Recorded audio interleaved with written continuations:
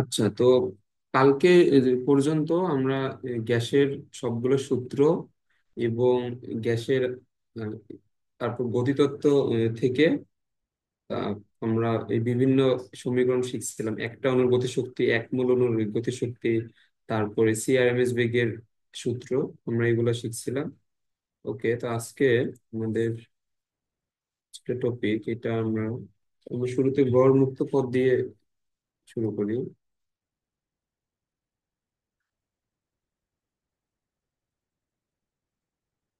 তো হচ্ছে গড় মুক্ত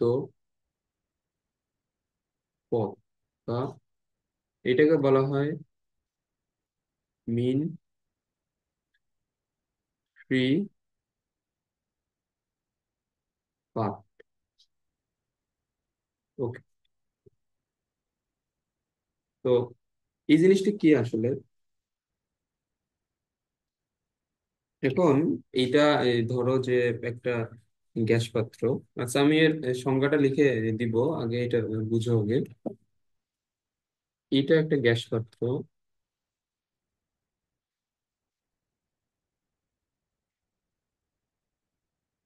আচ্ছা, তো এই গ্যাস পাত্রের মধ্যে এটা একটা গ্যাস অণু, এটা একটা গ্যাস অণু, এগুলা আমাদের গ্যাস অণু।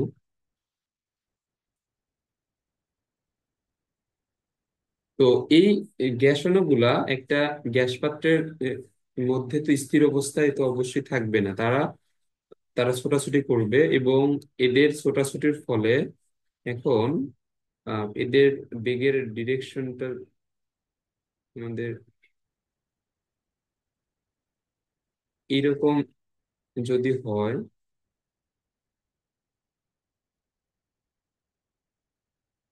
এখন খেয়াল করো, এই যে এই গ্যাস পাত্রের মধ্যে আমাদের এখানে গ্যাসের যে অণুপরমাণু সমূহ আছে, তারা অবশ্যই ছোটাছুটি করবে, এবং ছোটাছুটি করার ফলে তাদের নিজেদের মধ্যে এই সংঘর্ষ সংঘটিত হবে, এবং তারা পাত্রের দেয়ালের সাথেও সংঘর্ষে লিপ্ত হবে। আচ্ছা, এখন এইটা ধরো যে এ, এটা বি, এটা সি, এটা ডি, এটা ই। আচ্ছা, আমাদের এই কয়টা হলেই এটা আমরা বুঝতে পারবো।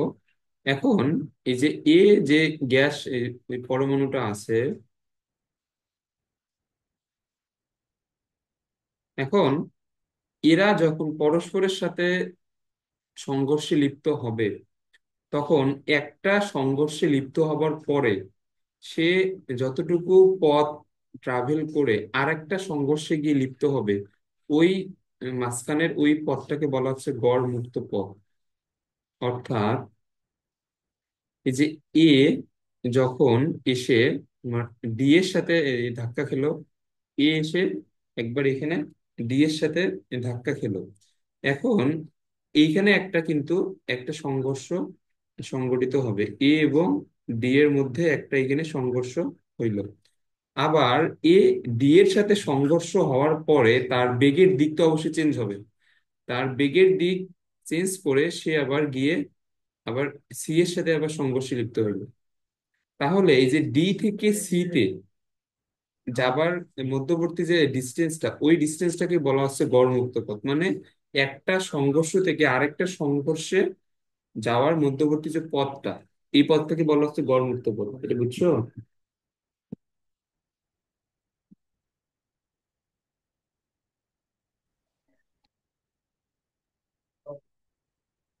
এটা বুঝছো এটা, যে গড় মুক্ত পথ কি? হ্যাঁ, বুঝছি, কিন্তু এইখানে গড় মুক্ত পথ কোনটা, এডি না ডিসি? না, এখন এখানে এখানে গড় মুক্ত পথ আসলে নির্দিষ্ট না। এখন গড় মুক্ত পথটা এদিও হইতে পারে। কিভাবে? আবার এখানে ধরো যে আহ, এটা এডি কিভাবে হইতে পারে, আমরা যদি, তো আমরা এখানে জাস্ট দুইটা সংঘর্ষ বিবেচনা করে নিলাম।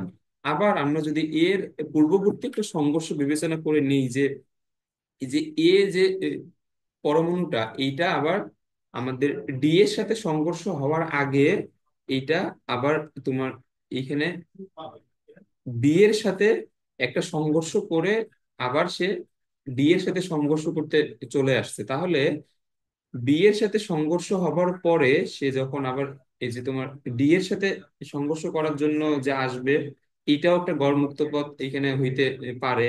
আবার যদি আমরা এখানে এফ, জি, এইচ এইখানে বিবেচনা করি, যে এফ, সে দেখা যাবে যে এই জায়গাতে অন্য একটা পরমাণু আছে, তার সাথে এখানে সংঘর্ষে লিপ্ত হওয়ার পরে সে আবার গিয়ে জি এর সাথে সংঘর্ষে লিপ্ত হইল। এখন এইটাও একটা গড় মুক্ত পথ হইতে পারে।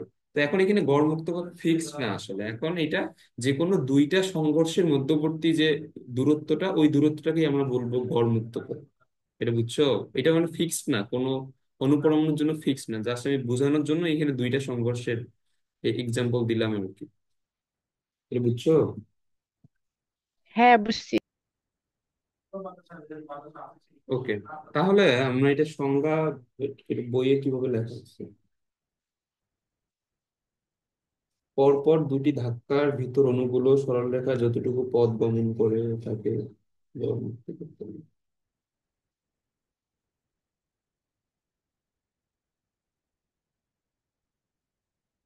আচ্ছা, এটা এই বই থেকে, এটা বইয়ে অথবা টেস্ট পেপারে যে সংজ্ঞাটা দেয়া আছে ওইটাই লিখবে, বাট জিনিসটা তো বুঝছো আশা করি। তাহলে এটা হচ্ছে পরপর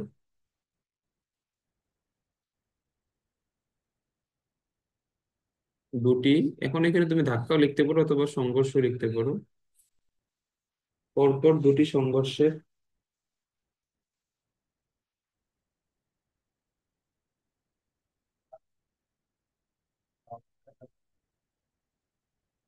মধ্যবর্তী সময়ে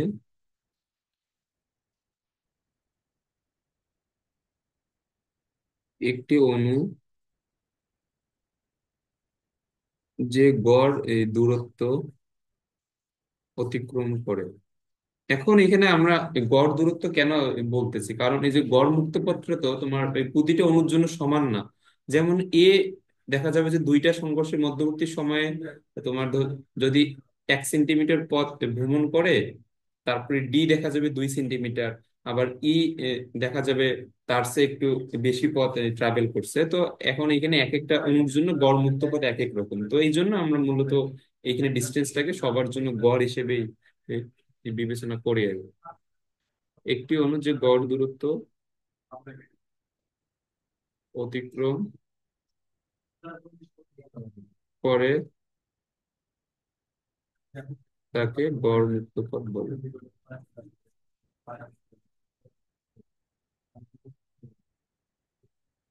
ওকে, তো এইটা হচ্ছে আমাদের থিওরি। আচ্ছা, এখন আমরা একটু এটা আর একটু ভালোভাবে আঁকাই।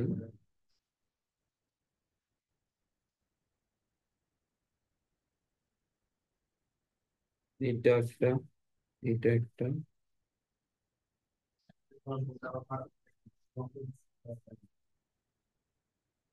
আচ্ছা, তো আমাদের দেখা যাবে যে এটা একটা গড়মুক্ত পথ, তারপরে এটা একটা গড়মুক্ত পথ, তারপর এটা একটা গড়মুক্ত পথ, তারপরে এটা একটা গড়মুক্ত পথ। তো এখন আমাদের এখানে পরমাণুগুলো আছে এবং তাদের মধ্যবর্তী যে সংঘর্ষ, এবং এই দুইটা সংঘর্ষের এই মধ্যবর্তী যে ডিস্টেন্স, ওই ডিস্টেন্সটাকেই আমরা বলতেছি গড় মুক্ত পথ। আচ্ছা,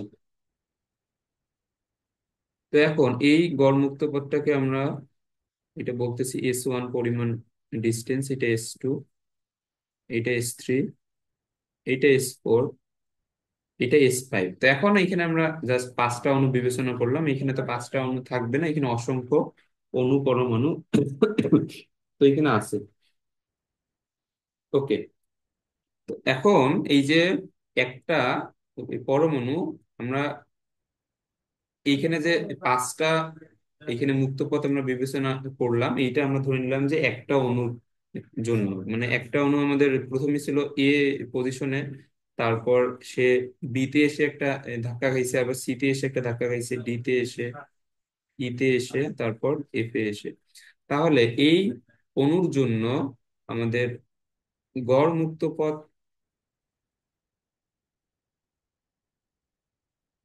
এটা কি হবে বলতো?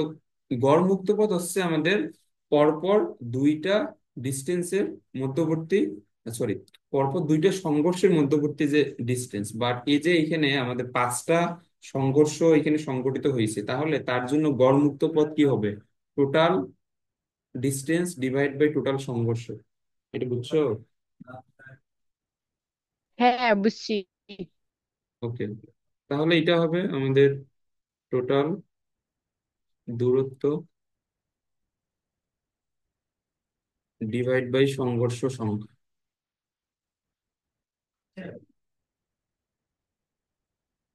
তাহলে এখানে টোটাল ডিস্টেন্স আমরা যদি লিখি S1, S2, S3, S4 এবং S5 ডিভাইড বাই 5।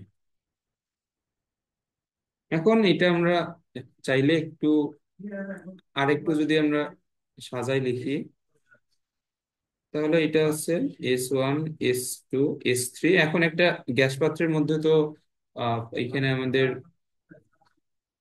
এই গ্যাসের পরমাণুর তো শেষ নাই, তাহলে এটা Sn পর্যন্ত আমরা নিলাম। তাহলে যদি n সংখ্যক এখানে পরমাণু থাকে, তাহলে আমরা ধরে নিলাম যে এখানে n সংখ্যক সংঘর্ষই হবে।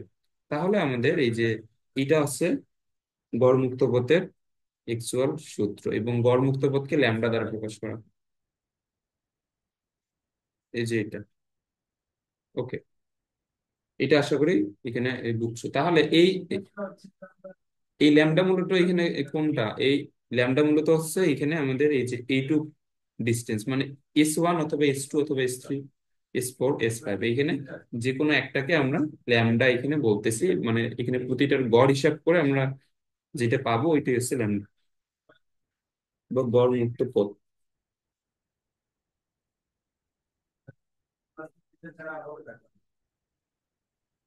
তাহলে আমাদের এই গড় মুক্ত পথের ফর্মুলা আছে, ভিন্ন একটা ফর্মুলা আছে, আমরা ওইটাও শিখবো। তবে এই যে এইটাও আমাদের ম্যাথ করার সময় কিন্তু লাগবে।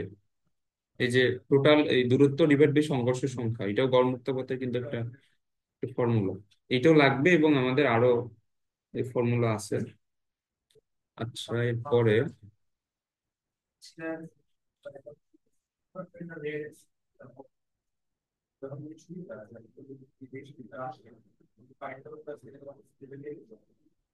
আচ্ছা, এখন এখানে খেয়াল করো,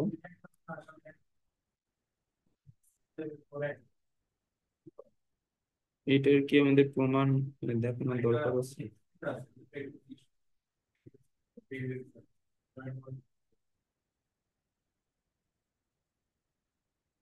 আচ্ছা, আমাদের এই যে গড়মুক্ত পথের আমাদের একটা প্রমাণ আছে।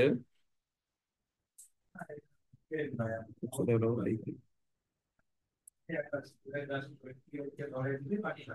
আচ্ছা দাঁড়াও 1 মিনিট। কি হলো?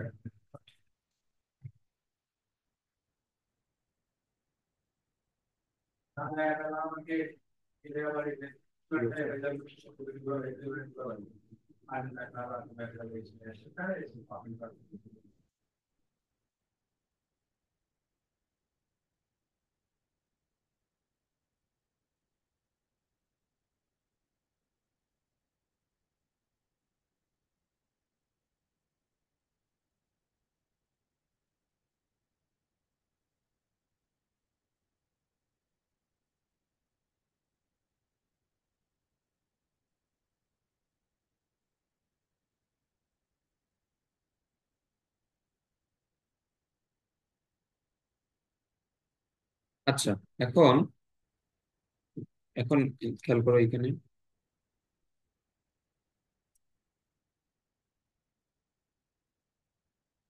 আচ্ছা, এটা একটু দেখাই।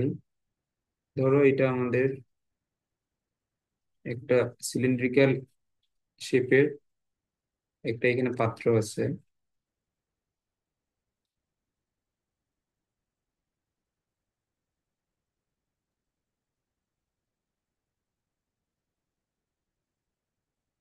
ওকে, এটা হচ্ছে আমাদের একটা চোঙ অথবা একটা সিলিন্ড্রিক্যাল শেপের একটা পাত্র। আমরা এখানে ধরে নিব একক আয়তনে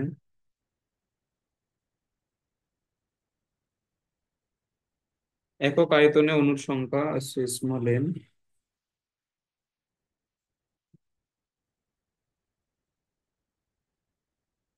আমরা এটা এটা আমরা ধরে নিব। তাহলে এই যে এটা যদি একটা সিলিন্ডার হয় যার এখানে,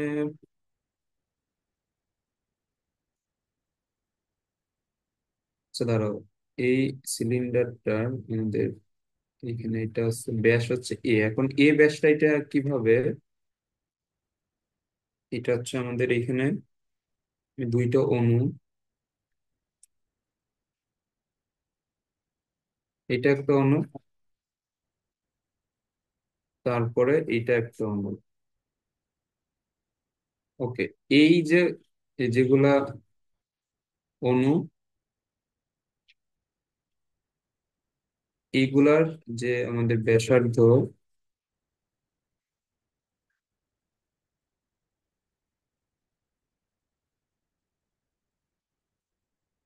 আচ্ছা এগুলা একটু লিখে নাও।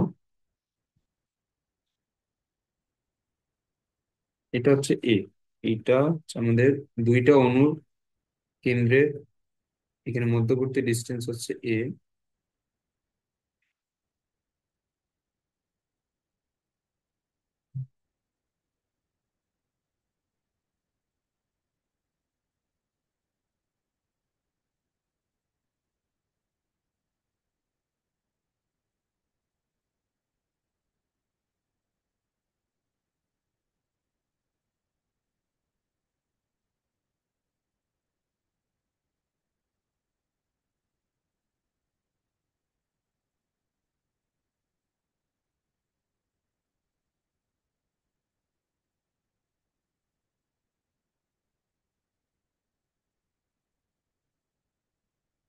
এই জায়গাতে আমরা যদি, আচ্ছা ধরো আমি এটা আগে এই চিত্রটা আগে এখানে কমপ্লিট করে নিই।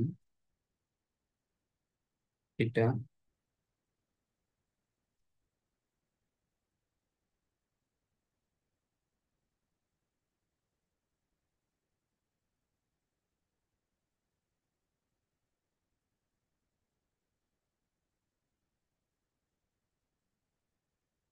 এটা যদি এ হয়, তাহলে এখানে দুইটা অণুর কেন্দ্রের মধ্যবর্তী দূরত্ব এ না ধরে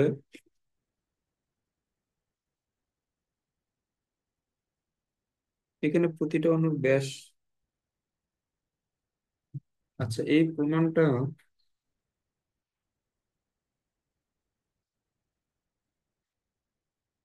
যদি এখানে এখানে হয়,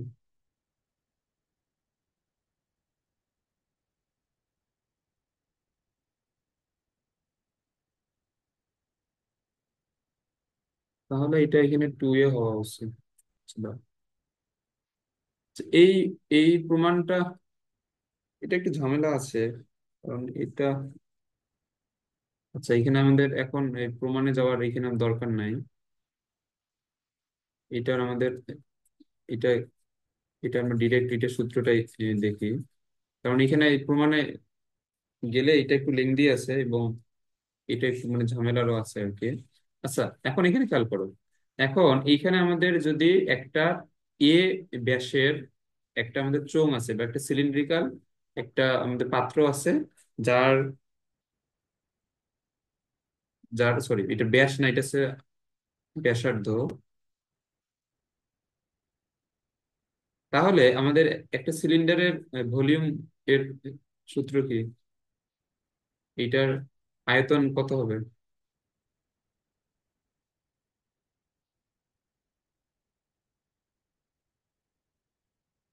বলো? সিলিন্ডার শেপের আয়তন কি? এটা হচ্ছে পাই, পাই আর স্কোয়ার এইচ। হ্যাঁ পাই আর স্কোয়ার এইচ। ওকে, তো এখন এখানে পাই, তো এইটার এই সিলিন্ড্রিক্যাল শেপের যদি ব্যাসার্ধ এ হয় তাহলে এটা হচ্ছে এ স্কোয়ার, আর এখানে হচ্ছে এইচ, এইচ হচ্ছে এই পুরো লেন্থটা।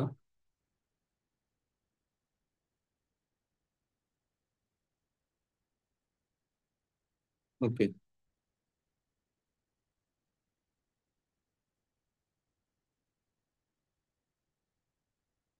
তাহলে এখন আমরা এখানে ধরে নিচ্ছি যে একক আয়তনে অণুর সংখ্যা হচ্ছে স্মল এন, তাহলে এটা টোটাল যে আয়তন এটা যদি পাই এ স্কোয়ার এইচ হয়, সেই ক্ষেত্রে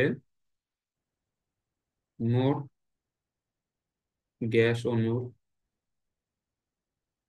সংখ্যা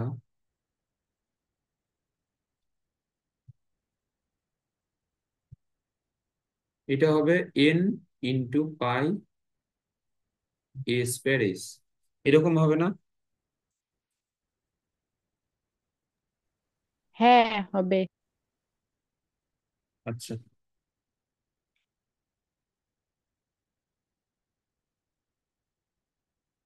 তাহলে আমাদের এটা হচ্ছে মোট গ্যাস অণুর সংখ্যা।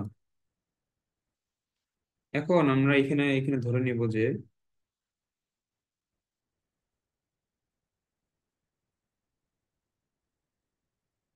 একটি গ্যাস অণু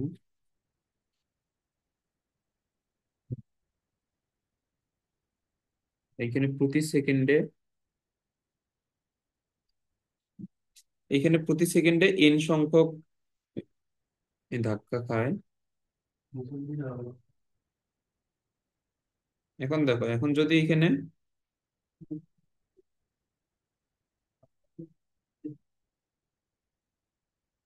একটা গ্যাস অণু যদি প্রতি সেকেন্ডে এন সংখ্যক এইখানে ধাক্কা খায়, তাহলে একটি গ্যাস অণু যদি আমাদের প্রতি সেকেন্ডে এন সংখ্যক অণুর সাথে ধাক্কা খায়, অথবা আমাদের ধাক্কার সংখ্যা হচ্ছে এন, যে কোনো একটা এখানে ধরলেই হচ্ছে, তাহলে এখন এইখানে আমাদের মোট পরমাণু হচ্ছে এই যে এটা এন পাই এ স্কোয়ার এইচ, এটা হচ্ছে আমাদের মোট পরমাণুর সংখ্যা। তাহলে এখানে দুটি ধাক্কার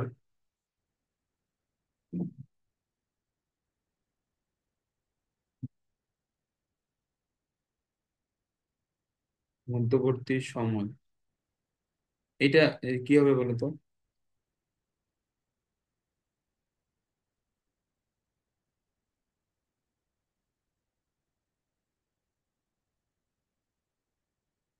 এটা হবে 1/, এন পাই এ স্কোয়ার এইচ। এটা হচ্ছে আমাদের দুইটা ধাক্কার মধ্যবর্তী সময়। ওকে, এখন এটা বুঝছো এটা? না। বুঝো নাই?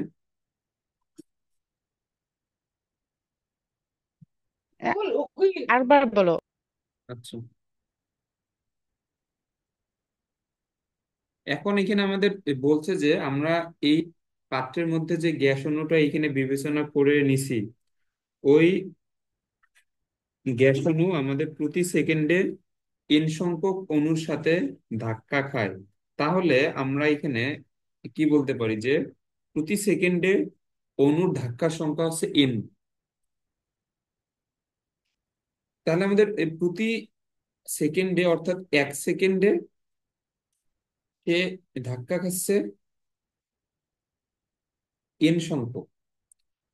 তাহলে মানে আমাদের দুইটা ধাক্কার মধ্যবর্তী সময়, এখন এখানে মানে আমাদের এখানে বাংলা ভাষা একটু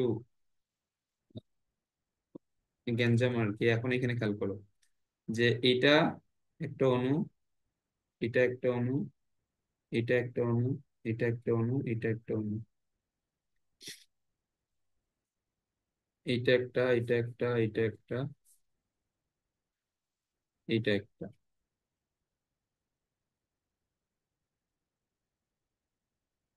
এখন যদি আমি এখানে বলি যে এই যে এ সংখ্যক মানে আমাদের একটা অণুকে তুমি বিবেচনা করো, এখানে আমাদের এই যে এ হচ্ছে একটা পরমাণু। তো এ পরমাণু 1 সেকেন্ডে অন্য চারটা অন্য চারটা পরমাণুর সাথে সংঘর্ষে লিপ্ত হচ্ছে। এই যে এই পরমাণুটা আমি যদি এখানে ধরে নিই যে 1 সেকেন্ডে সে অন্য চারটা পরমাণুর সাথে লিপ্ত হচ্ছে, মানে এখানে সংঘর্ষে লিপ্ত হচ্ছে আর কি।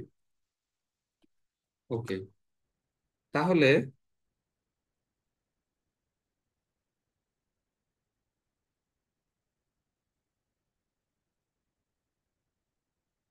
এইখানে দুইটা ধাক্কার মধ্যবর্তী সময়, এটা কত হবে দেখো। 1 সেকেন্ডে এইখানে মোট কয়টা সংঘর্ষ হয়েছে বলো তো? এ থেকে চারটে সংঘর্ষ। বিতে, হ্যাঁ। এখানে 1 সেকেন্ডে মোট 4টা সংঘর্ষ হয়েছে। তাহলে 1 সেকেন্ডে যদি 4টা সংঘর্ষ হয়, তাহলে দুইটা সংঘর্ষের মধ্যবর্তী সময় কি হবে? 1/4 হবে। এটা বুঝছো? হ্যাঁ, বুঝছি। তাহলে আমরা এখানে যে আমরা এখানে মেইনলি এটা ধরে নিছি যে এইখানে আমাদের এই যে গ্যাস পাত্রে যে একটা পরমাণু আছে, এইটা গ্যাস পাত্রের অন্যান্য যে মানে মোট যে অণু এন সংখ্যক, ওই এন সংখ্যক অণুর সাথে 1 সেকেন্ডে সবার সাথে এখানে যদি সংঘর্ষে লিপ্ত হয়, তাহলে দুইটা ধাক্কার মধ্যবর্তী সময় কি হবে? 1/n হবে। তো এখানে এন বলতে যে মোট পরমাণুর সংখ্যা এটা। এখন বুঝছো? হ্যাঁ, বুঝছি। ওকে।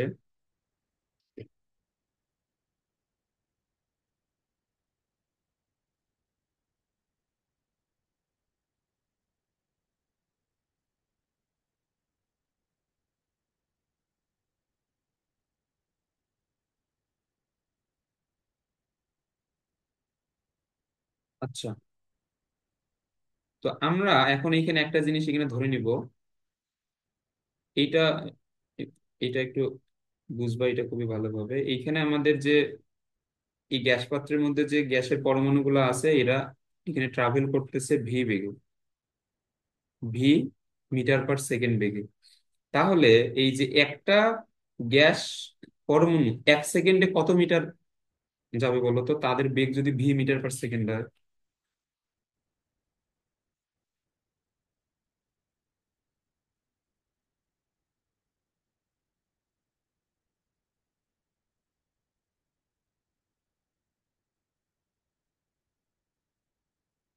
একটু বলো।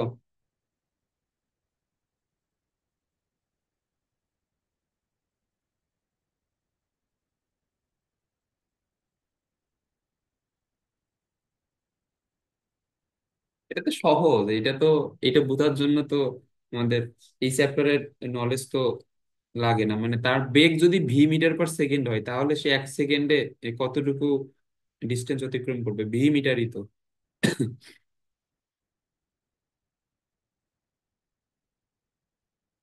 এটা বুঝো নাই? হ্যাঁ, বুঝছি।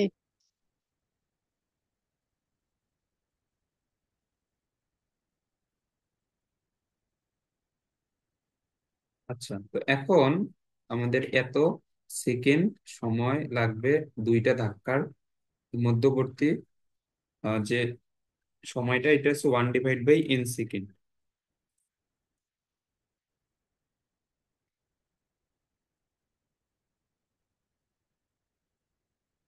তাহলে এখানে আমাদের দুইটা ধাক্কার এখানে মধ্যবর্তী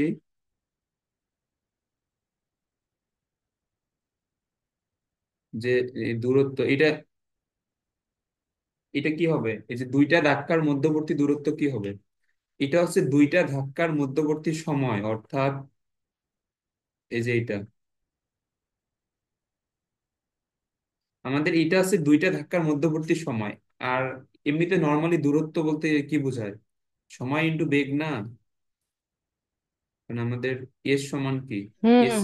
S is equal to VT. তাহলে এখানে টি হচ্ছে আমাদের সময়। তো সময় কোনটা? এই যে দুইটা ধাক্কার মধ্যবর্তী সময় হচ্ছে এই যে এটা 1/n π a²। আর এখানে তার বেগ কত? তার বেগ হচ্ছে ভি, এই যে এটা। এটা বুঝছো?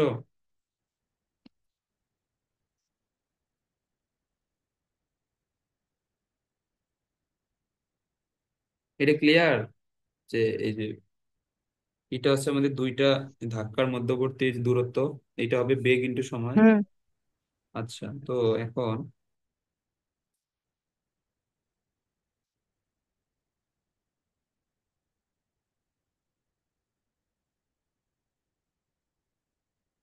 তো এখন আমাদের গড় মুক্ত পথ কি?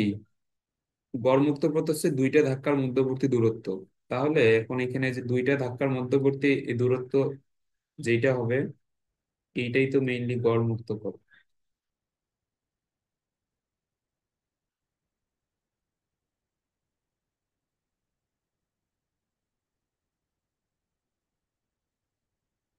এটা ক্লিয়ার? হ্যাঁ, হ্যাঁ, তো এই জিনিসটা একটু ঝামেলার জন্য এটা পড়াইতে চাইলাম না। এখন এটা অনেক কিছু স্কিপ করার পরেও এত কিছু আসলো আর কি। তো আমি এখানে চাইছিলাম যে এটা ডিরেক্ট সূত্রটা লিখে দিতে, বাট এখানে ডিরেক্ট সূত্র লিখে দিলে অনেক কিছু বুঝতাম। ওকে।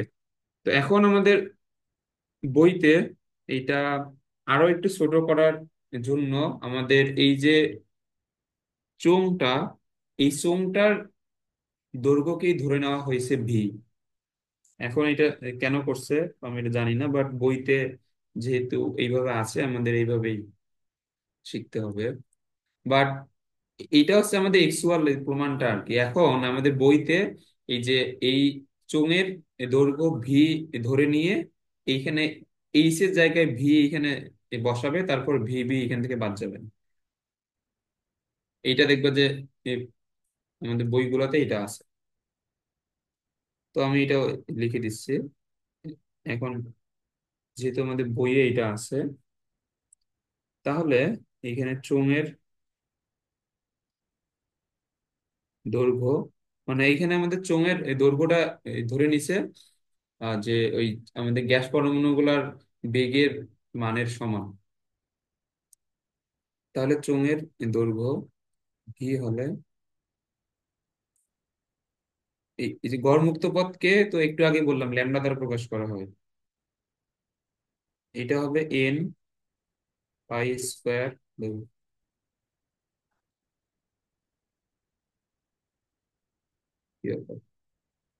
যাই না,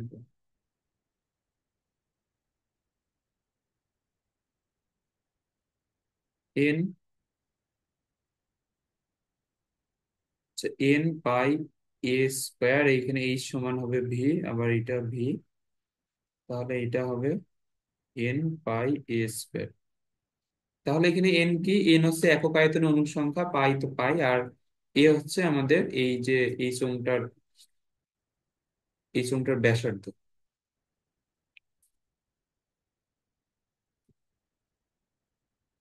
ওকে, এখন এখানে এ এর এখানে আমাদের আরেকটা নাম আছে। এখন এ আমাদের প্রশ্নে কিন্তু এই তোমার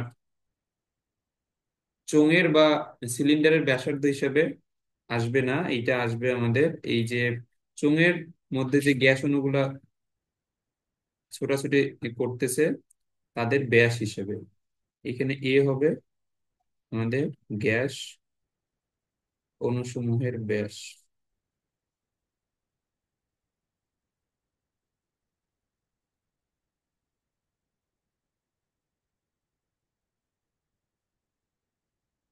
এখন এই চোঙটা, এটা আমাদের কল্পনা করা হয়েছে এই হিসাবেই যে আমাদের এইটা যদি একটা গ্যাস অণু হয়,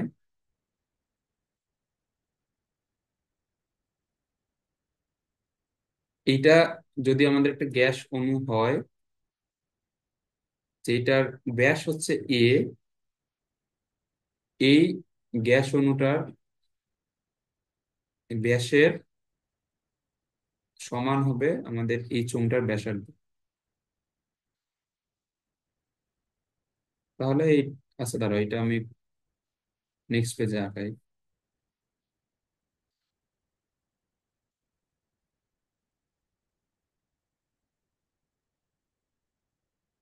এইটা আমাদের একটা গ্যাস অণু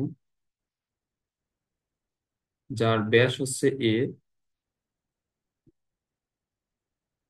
তাহলে আমাদের এইখানে যে চোঙটা এখানে বিবেচনা করা হয়েছে,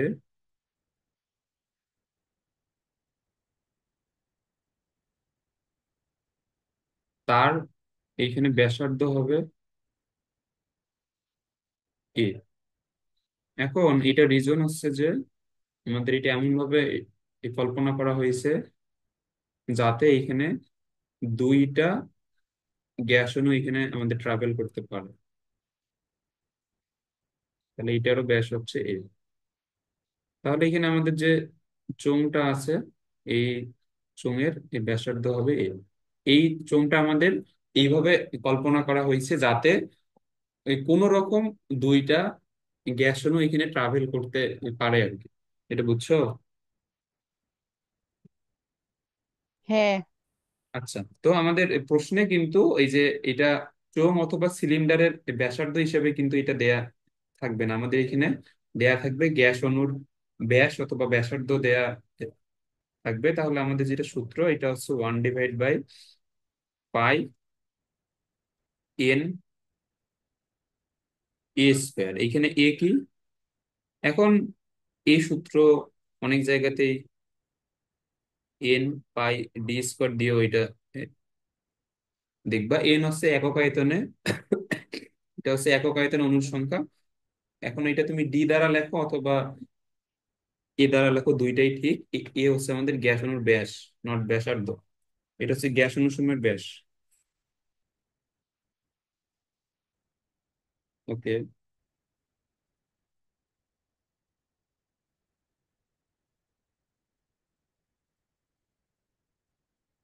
আচ্ছা, এখন আবার এখানে খেয়াল করো, আমাদের যেটা সূত্র এটা হচ্ছে 1/π n। এখানে d² আমরা লিখলাম, অথবা আচ্ছা এটা a²ই লিখি, সমস্যা নেই।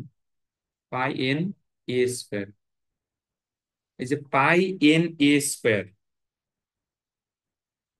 এখন এখানে এন যদি আমাদের একক আয়তনে অণুর সংখ্যা হয়, তাহলে এখানে π a², n × m। এখন আমি এখানে এম এখানে গুণ করলাম, আবার এখানে এন এখানে গুণ করে দিলাম। এন যদি একক আয়তনে অণুর সংখ্যা হয়, আর এম, এম হচ্ছে একটা অণুর ভর।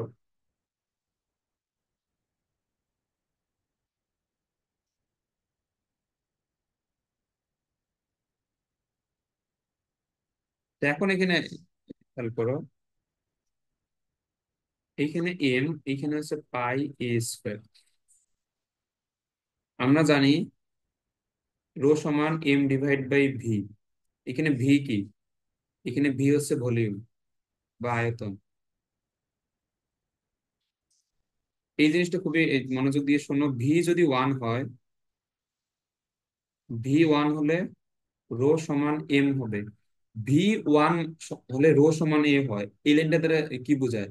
একক আয়তনের ভরকে ওই বস্তুর ঘনত্ব বলে। এটা বুঝছো? এই যে এখানে এম কি, এম হচ্ছে এখন একক আয়তনের ভর। এটা বুঝছো?